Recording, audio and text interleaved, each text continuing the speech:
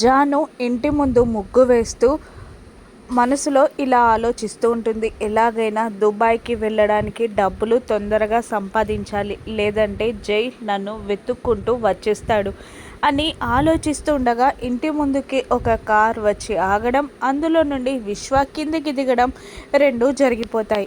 ఇదేంటి విశ్వ వస్తున్నాడు అనుకున్న జాను లోపలికి వంటగదిలోకి పరిగెడుతుంది. ఇక జాను ఇంటి ముందు వేసిన ముగ్గుని చూసిన విశ్వ, ఈరోజు అమ్మ ముగ్గు చాలా బాగా వేసింది అని అనుకుంటూ లోపలికి వెళ్ళి వాళ్ళ నాన్న దగ్గర కూర్చుంటాడు. ఇక అక్కడున్న వాళ్ళ తాతగారు, విశ్వ నువ్వా అని అడుగుతూ ఉండగా, అవును తాతయ్య అని నిట్టూర్పు వదిలి, నన్ను ఎందుకు రమ్మన్నావు తాతయ్య అని అడుగుతుండగా, నిన్న ఎవరు రమ్మన్నారు అని అనగానే, అమ్మ రమ్మంది అంటాడు విశ్వ.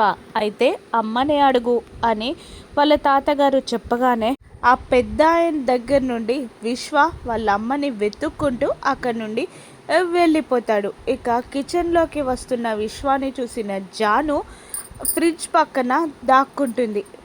కిచెన్లోకి వస్తూ ఉంటాడు విశ్వ. భానులా జాను విశ్వ కంట పడనుందా? జాను భాను ఒక్కరే అని విశ్వ అందరికీ చెప్పేస్తాడా? గుర్తుపడతాడా? రాను నెప్సెస్లో చూద్దాం. Thank you for watching.